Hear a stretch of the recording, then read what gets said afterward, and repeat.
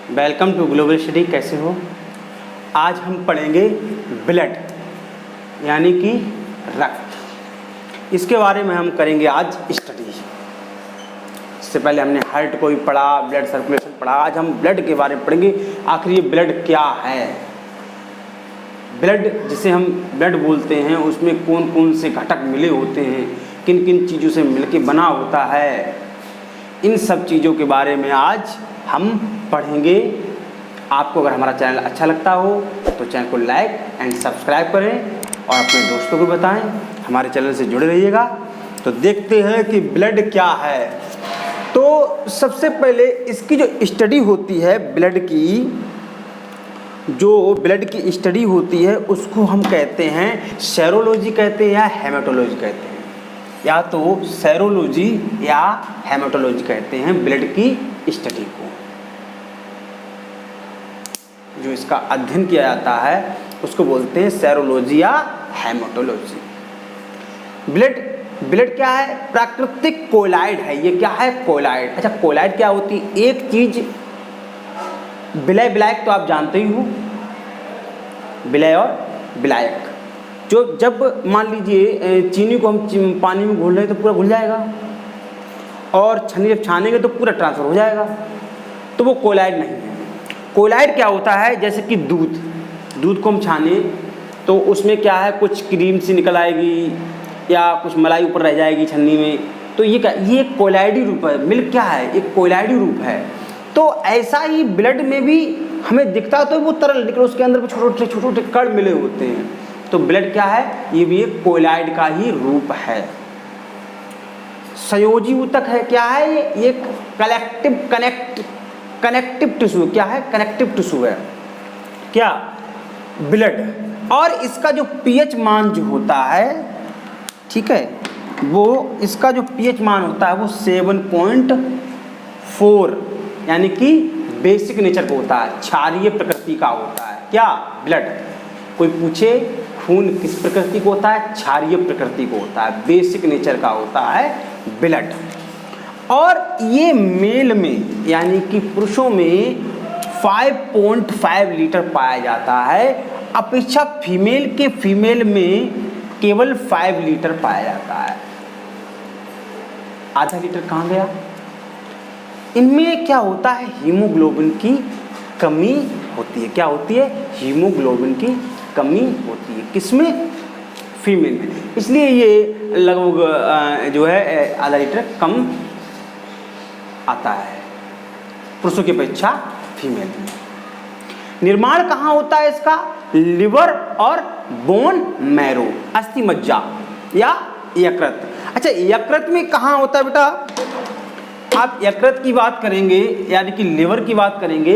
Liver में जब बच्चा भ्रूण अवस्था में होता है, एम्ब्रियो जब होता है, माँ के पेट में जब बच्चा होता है, तो जो ब्लड का जो निर्माण होता है तो वो बोन मैरो से नहीं होता है। वो किससे होता है ब्लड का निर्माण?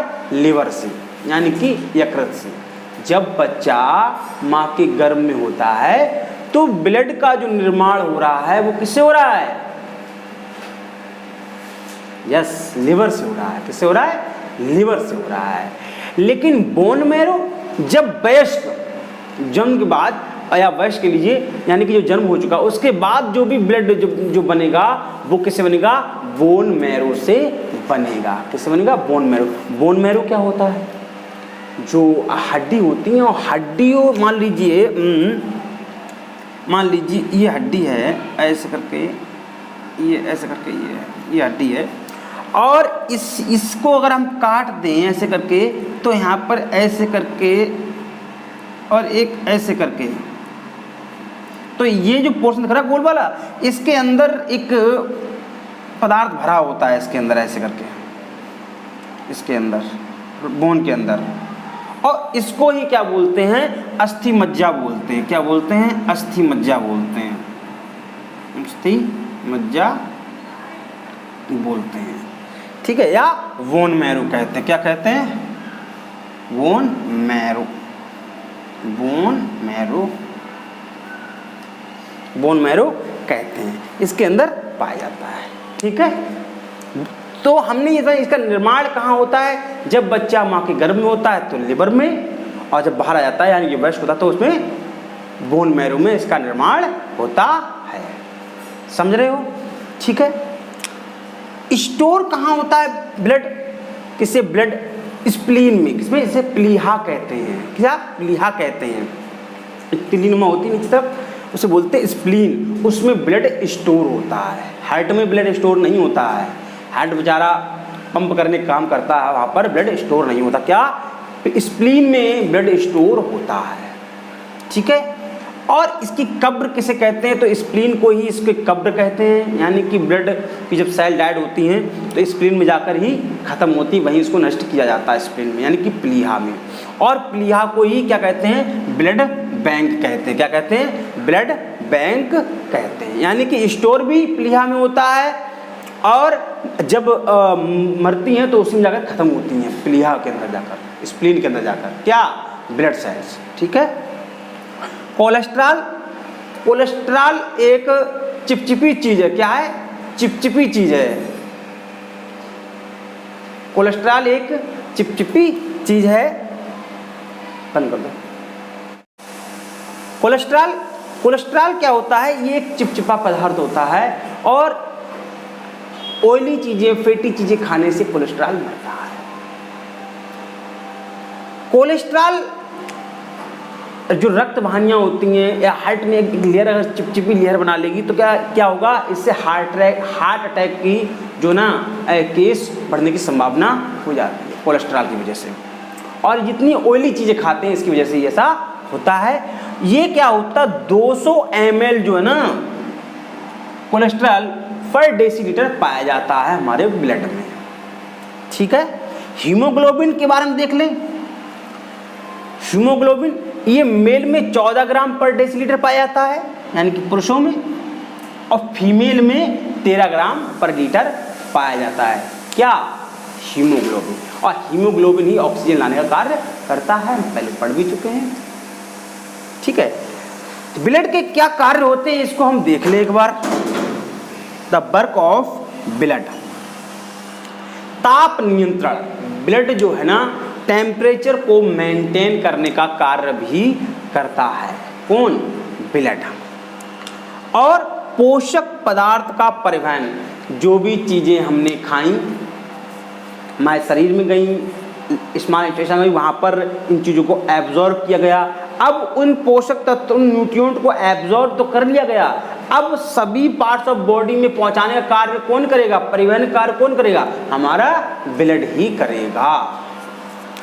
पोषक पदार्थ का परिवहन और गैसों का परिवहन, गैसों का आदान प्रदान या लान ले जाना कौन करता है, ये ब्लड। ब्लड में ही CO2 घुल के आती है, लंग्स तक बाहर निकल जाती है, फिर ऑक्सीजन लंग्स से ले जाकर ऑल पार्ट्स ऑफ बॉडी में ले जाती है। तो कौन कर रहा है, ये भी ब्लड कर रहा है। उत्सर्जी पदार्थ का परिवहन भी कौन कर रहा है, यूरिया वगैरह है, और जो भी वेस्ट मटेरियल है उनको बाहर निकालने का या बाहर निकालने का काम कौन कर रहा है, ये भी क्या कर रहा है, ब्लड कर रहा है। ठीक है, चलो देखते हैं। हाँ, तो अब देखते हैं ब्लड की, मतलब ब्लड में क्या क्या चीजें मिली हुई होती हैं, ये देखना है हमको इसमें।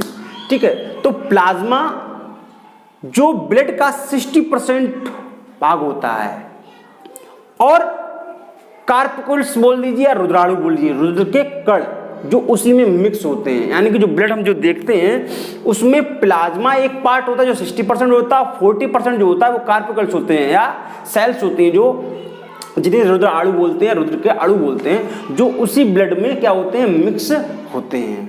ठीक है, तो इसमें क्या होता है, प्लाज्मा में फाइब्रिनोजिन होता है और प्रोथ्रोम्बिन होता है। फाइब्रिनोजिन क्या होता है, ये जो है ना ब्लड को तरल बनाए रखता है, ये इसका काम होता है। और इधर देखते हैं हम कि आरबीसी कार्पिकुल्स में और डब्ल्यूबीसी प्लेटलेट्स, इनके बारे में देख लें। आरबीसी का नाम होता है एरिथ्रोसाइट, जो रेड ब्लड कार्पिकुल्स हैं जिन्हें आरबीसी या रेड ब्लड सेल बोलते हैं, उनका नाम होता है एरिथ्रोसाइट्स। और डब्ल्यूबीसी ल्यूकोसाइट, और प्लेटलेट बोलते थ्रोम्बोसाइट, प्लेटलेट्स को बोलते हैं। ठीक है, और आरबीसी की जो संख्या होती है, हाँ, आरबीसी की जो संख्या होती है वो होती है 50 लाख, और ल्यूकोसाइट की जो संख्या होती है जो उनकी होती है 10,000, और प्लेटलेट्स या थ्रोम्बोसाइट की संख्या होती है वो होती है 2 लाख। ये 10,000, ये 2 लाख, ये सीधे 50 लाख, यानी कि ये 95% भाग पूरे जो ना रुद्राणु का होता है। ठीक है, और इनका जीवन काल जो होता है 120 दिन होता है। किनका? आरबीसी का। आरबीसी 120 दिन जिंदा रहती हैं, और ल्यूकोसाइट वो 4 दिन में, यानी कि डब्ल्यूबीसी व्हाइट ब्लड सेल जिन्हें बोलते हैं, व्हाइट ब्लड कॉर्पुस्कुल्स बोलते हैं, वो 4 डेज का जीवन काल होता है। लाइफ स्पेन इनकी कितनी होती है? इनकी लाइफ स्पेन होती है 4 डेज, और इनकी थ्रोम्बोसाइट या प्लेटलेट्स की लाइफ स्पेन कितनी होती है? 7 डेज। जीवन काल 7 डेज होता है। तो आरबीसी, एरिथ्रोसाइट संख्या 50 लाख, जीवन काल 120। डब्ल्यूबीसी उन्हें बोलते हैं ल्यूकोसाइट, संख्या 10,000, जीवन काल 4 दिन। प्लेटलेट्स, थ्रोम्बोसाइट संख्या 2 लाख, जीवन काल 7 डेज। ठीक है, ये क्लियर हो गया। अब हम आरबीसी, डब्ल्यूबीसी, प्लेटलेट्स के बारे में बात करें कि कौन क्या क्या, किसका क्या वर्क होता है और कैसे कैसे होते हैं। ठीक है, तो हम देखते हैं आकार में आरबीसी जो होती है आकार में गोल और बीच में चपटा होती है। आकार में इस प्रकार से गोल तो होती है, मगर बीच में ऐसे करके अंदर से धसी हुई होती है, गोल होती है, जैसे कि आप चित्र में देख रहे हैं। ठीक है, ऊंचाई पर जाने से इनका आकार बढ़ जाता है। क्योंकि ये क्वेश्चन एग्जाम में आपके पूछ जाता है कि क्या होता है आरबीसी जब ऊंचाई पर जाने पे, तो ऊंचाई पे जाने पे इनका आकार बढ़ जाता है। किसका? आरबीसी का, है ना। ऊंचाई पे जाने पे इनका आकार बढ़ जाता है, और लाइसोसोम इसके अंदर नहीं पाए जाते हैं। लाइसोसोम मतलब अगर ये आरबीसी डेड होगी तो लाइसोसोम उसको मरी हुई सेलों खाने का कार्य करते हैं, खाते हैं, उसको नष्ट करते हैं। तो इसके अंदर लाइसोसोम नहीं पाया जाता है। तो इसकी नष्ट कहाँ होती है? हमने बताया था कहाँ होती है? प्लीहा में। अभी बताया था प्लीहा में क्या होती है? नष्ट होती हैं। तो लाइसोसोम इसके अंदर नहीं पाए जाते। आरबीसी में लाइसोसोम नहीं पाए जाते हैं। केंद्रक भी नहीं पाया जाता है इसके अंदर। और जब केंद्रक नहीं पाया जाता है तो उसके अंदर डीएनए आरएनए भी नहीं पाएंगे। जब ये चीज़ नहीं पाएंगे तो जेनेटिक मटेरियल नहीं पाया जाएगा। तो केंद्रक के द्वारा हम ये चीज़ जो ना जेनेटिक नहीं कर सकते हैं कि यह कौन सी चीज़ किसकी क्या है ना, जो पता करते हैं वो इसके द्वारा नहीं कर सकते, क्योंकि उसके अंदर केंद्रक नहीं पाया जाता। आरबीसी के अंदर केंद्रक नहीं पाया जाता है। एरिथ्रोसाइट के अंदर केंद्रक नहीं पाया जाता है। रुद्राणु का 95% होता है। क्यों? क्योंकि ये 50 लाख है, और वो 10,000 और 2 लाख, 2 लाख 10,000 में निपट गए, और ये अकेले 50 लाख है। ठीक है, ब्लड आरबीसी और क्या है? हीमोग्लोबिन, और इसकी जब कमी हो जाती है तो बीमारी कौन सी होती है? एनीमिया। और एनीमिया में क्या होता है? बड़ी सुस्ती होती है, आदमी पड़ा रहेगा, उसको बड़ा अजीब लगेगा कि और सोले, नींद आएगी, पूरे दिन सोता रहेगा, काम करने में उसे कोई बड़ा इंटरेस्ट नहीं आता, उसे लगता है बस सोते रहें, बस आराम करते रहें। वो किसकी वजह से? एनीमिया एक बीमारी होती है, उसकी वजह से। और भी हीमोग्लोबिन कमी से होती है, ब्लड की कमी से ऐसी बीमारी होती है। ओके, तो देखते हैं डब्ल्यूबीसी या ल्यूकोसाइट। आकार इनका अनिश्चित होता है, इनका कोई आकार भी निश्चित नहीं होता है। केंद्रक इनमें पाया जाता है, और केंद्रक पाया जाएगा तो जेनेटिक मटेरियल भी इसके अंदर पाया जाता है। रोग से रक्षा करने का कार्य डब्ल्यूबीसी करती है। क्या करती हैं? रोग से रक्षा करने का कार्य डब्ल्यूबीसी करती हैं। आप देख रहे हैं इनके प्रकार दिए गए हैं। ये तो रोग से रक्षा करने के प्रकार कौन से हैं? एंटीबॉडी, जो रक्षा करती है, देखती है कोई चीज एंट्री कर रही है शरीर के अंदर कोई जीव, तो वो एंटीबॉडी करती है, अच्छा ये बाहर का आया हुआ है। और फिर ये खबर किसको करती हैं? लिम्फोसाइट को, जिसे टी सेल बोलते हैं। और टी सेल क्या करती है? सैन्य का काम करती है। टी सेल उस रोगाणु वाले, जो रोग वाले जो होते हैं, जो भी चीज घुस रही है उसको मारने का काम टी लिम्फोसाइट करती है या लिम्फोसाइट करती हैं। और मोनोसाइट रोगाणु को खाती हैं, जो उस रोगाणु को जो है मार दिया, उसको उसकी लाश को निपटाने का काम कौन करता है? ये मोनोसाइट करते हैं। और ये 3 अलग न्यूट्रोफिल्स, इसिनोफिल्स और वेसोफिल्स, ये इनका अलग अलग काम। ये मुख्य है 3, इनके बारे में बता दिया। एंटीबॉडी रक्षा करती है, देखती है कौन अंदर उसको से आया।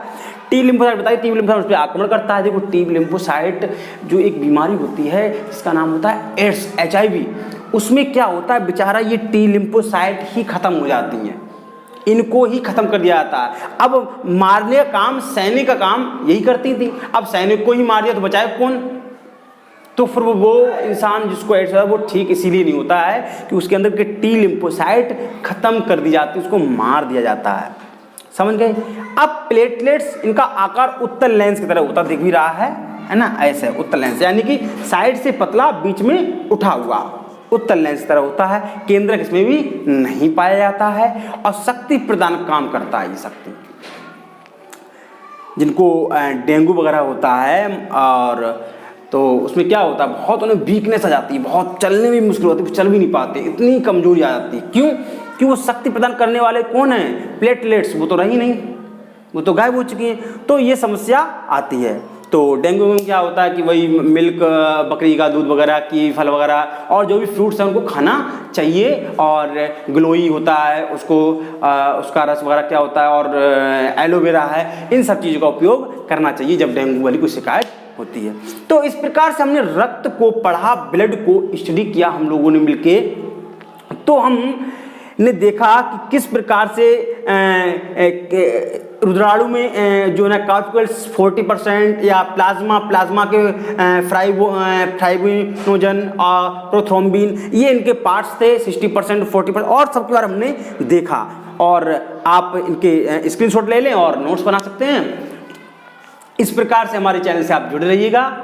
चैनल को अच्छा लग रहा हो, चैनल को लाइक एंड सब्सक्राइब करें और अपने दोस्तों को शेयर करें। Thank you, bye.